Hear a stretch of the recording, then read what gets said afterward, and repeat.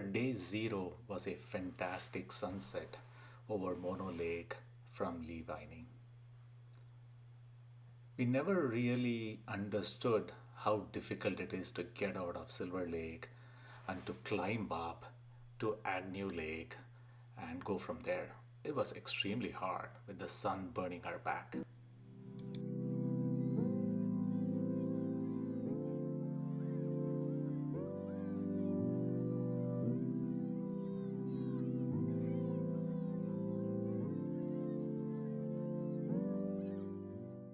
We set our goal to camp at Thousand Island Lake that night, which meant taking the harder path towards Clark's Lake from there. And we eventually made it to the campsite at Thousand Island Lake, but just before sunset. As the sun was setting, we walked in and we were able to catch some good light on Thousand Island Lake. Thousand Island Lake.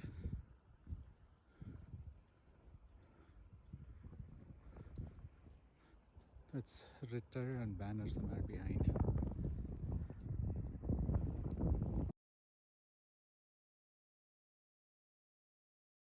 Day two, our goal was to get to Rosalie Lake. We had done this hike from Lake Ediza to Garnet Lake to Thousand Island Lake in the other direction. It was spectacular to do it to do it southbound as well. We stopped briefly at Garnet Lake. We proceeded. The sun was burning us up, so we stopped at Shadow Lake for lunch, jumped into the lake, and this is something that we would do for pretty much every day going forward. Long lunch breaks, take a dip in the lakes or streams or rivers whenever we had time.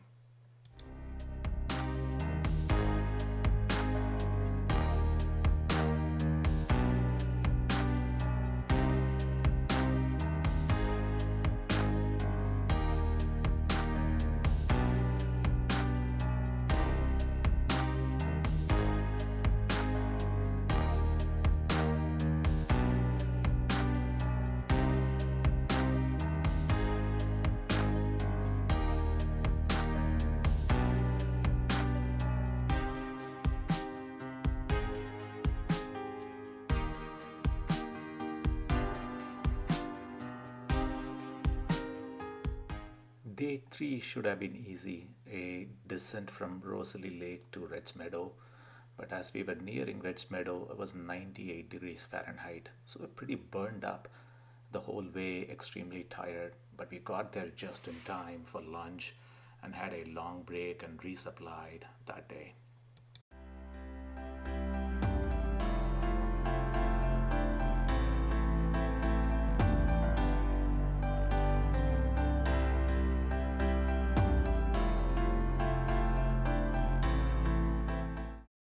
The John Muir Trail always drops you 2,500 to 3,000 feet, and then the next day, pretty much you're climbing up. That's exactly what happened once we left Reds Meadow. A steep, long climb. Our goal was to get as close to Duck Pass as possible, so we aimed to camp at Duck Creek that night.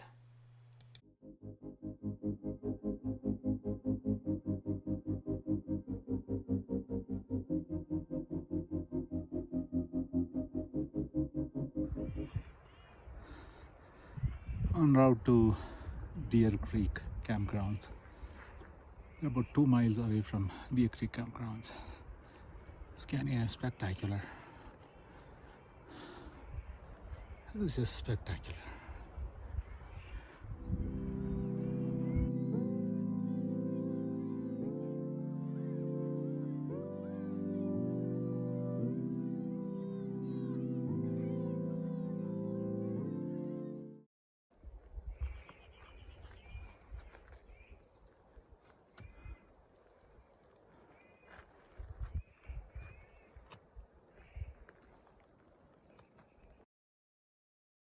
Our goal was to get as close as Silver Pass as possible. So we aimed to get to Squaw Lake. Along the route, we crossed Purple Lake and Lake Virginia, which is spectacular. Lake Virginia, in my opinion, at least for me, is now my all time favorite alpine lake. But when we were at Lake Virginia, thunderstorms rolled in and we had our first experience of hiking in the rain. The last mile or so towards Squaw Lake, we were running, from the rain, figuring out how to hike in the rain and so on. But once we reached Squaw Lake, we had a spectacular sunset as the clouds cleared, and it was beautiful and really colorful.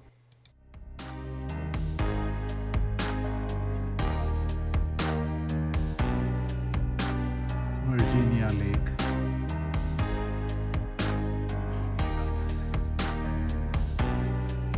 These are not lakes you pass by, these are destination lakes.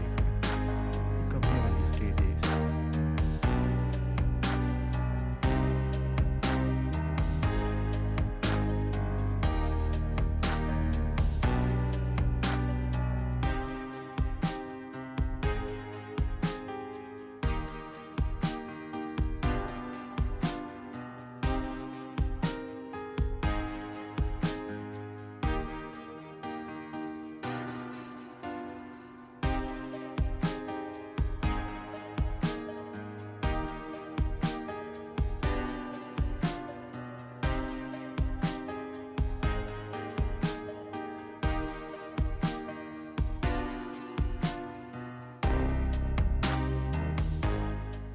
Original plan was to cross Bear Ridge later in the day.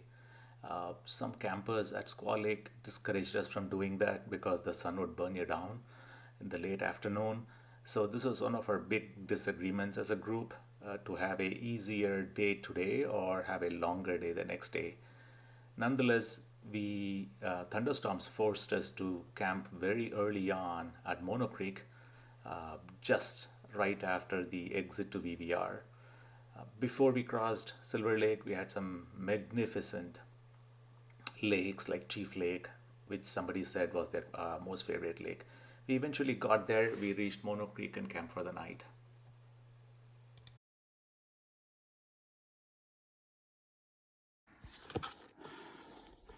Near Silla Pass.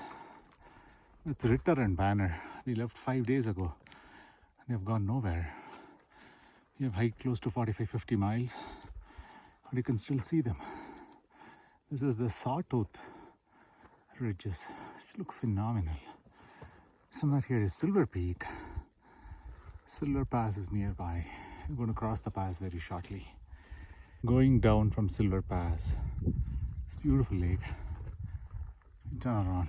That's the rest of the group who hiked fast ahead of us.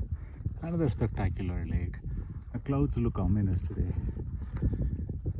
This is the pass we came down from. Durgi is on the trail here. The clouds look really ominous today. I suspect we are going to see some more thunder and rain tonight. We were slightly wet in the hike yesterday, but we made camp just in time before a downpour ensued.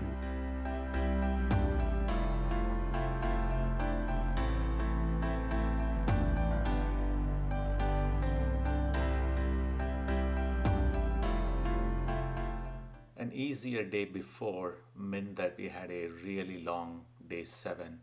We crossed Bear Ridge on fresh legs. I understood why people avoid Bear Ridge if they can and head to VVR and back, but we crossed it nonetheless. Our goal was to get as close to Rose Lake as possible, and we did it. It was a long, tiring day today, though.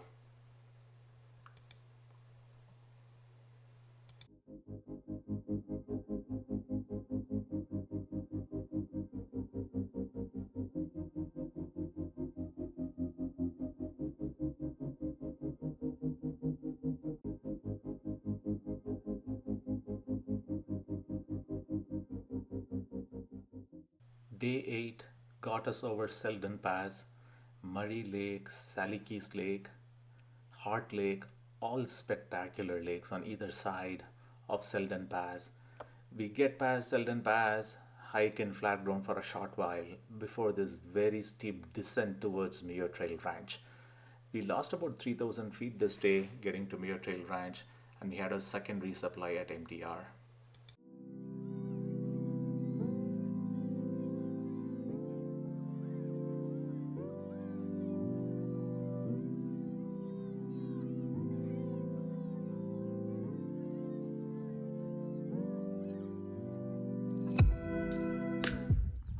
Lake.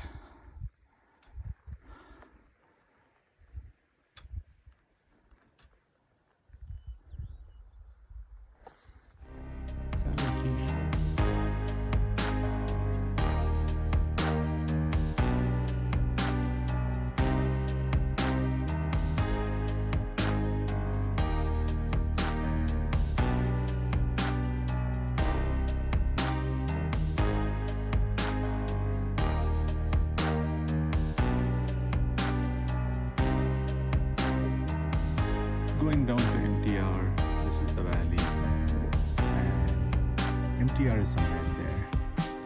We're about 1,500 feet away from MTR.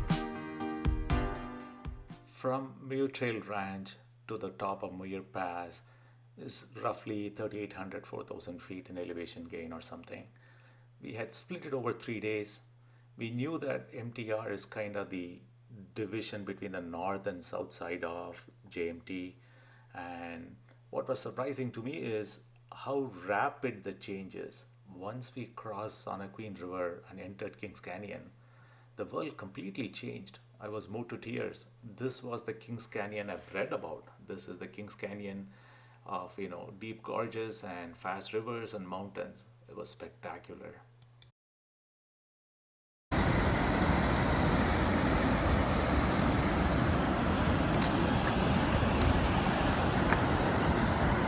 Kings Canyon,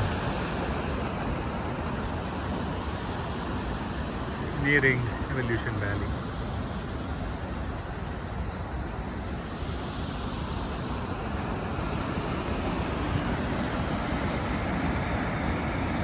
Oh my God.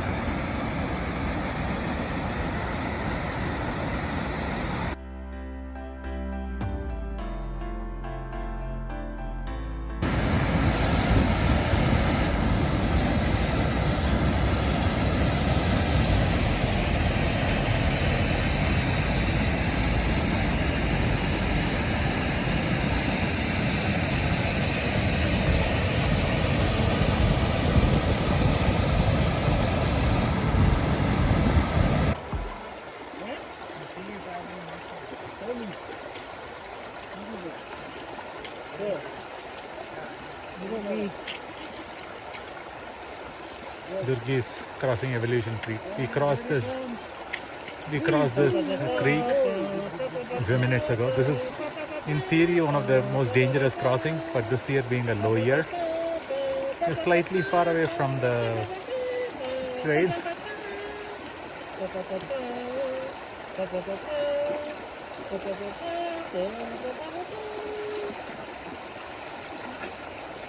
All right. Hey! There we go. Good feet.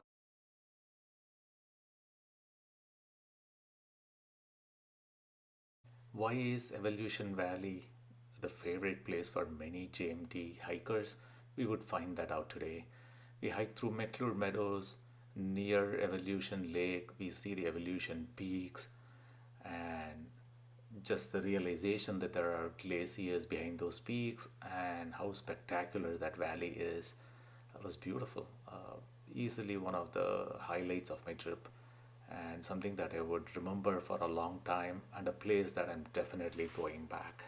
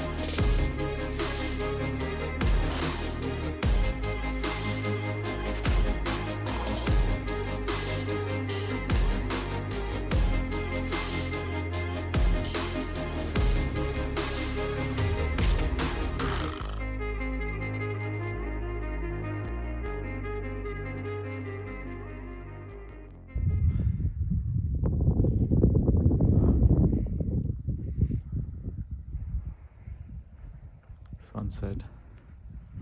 It's a fire lake.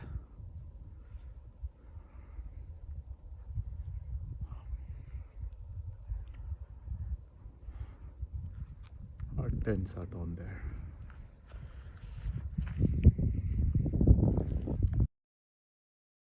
We left early. We knew that we had to cross Muir Pass. It was something.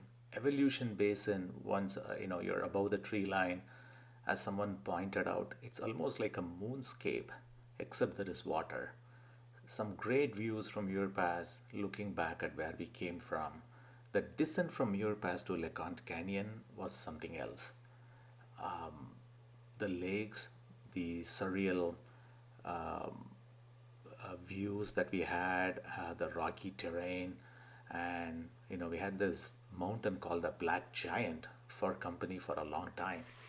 Very memorable. I was so glad I was going southbound and not the other direction, though. Wanda Lake.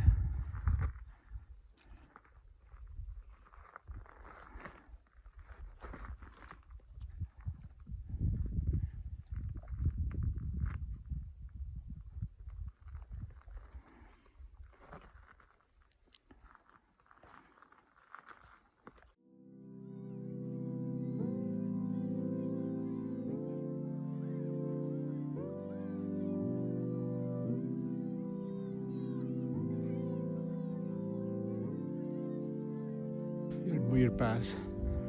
That's the area we came from last night. Evolution Valley is behind that. It's rough. Kind of rough.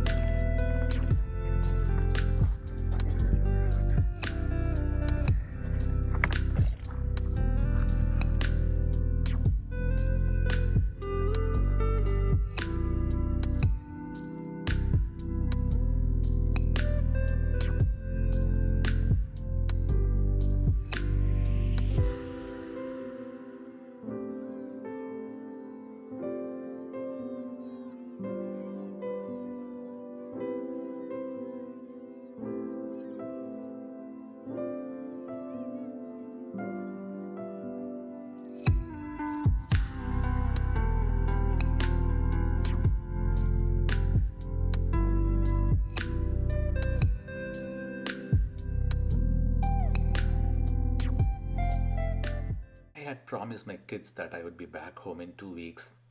So even though I was like really fit and probably gone at least for another week, I decided to exit the John Muir Trail at Ducey Basin turnoff and hiked out.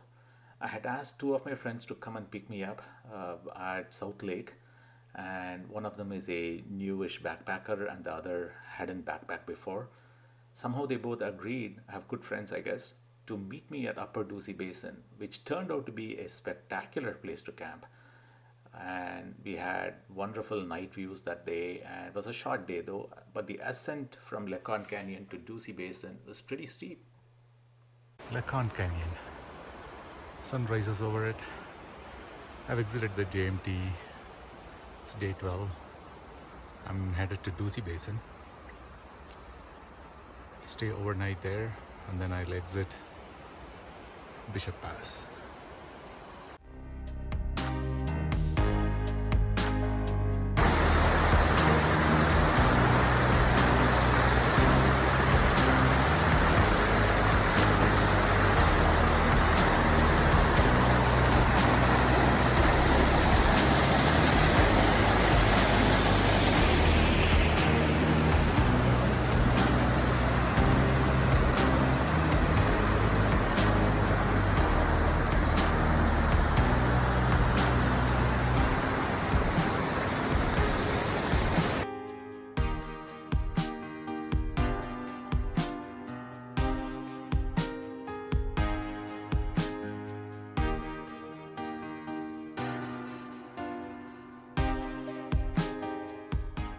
If you're exiting the trail via Bishop Pass, I highly recommend you break it into 2 days. Stay at Ducey Basin.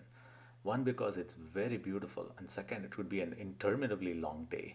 Going down Bishop Pass wasn't easy. Even after Muir Pass, it was a long day. Eventually, we got down Bishop Pass and we exited at South Lake.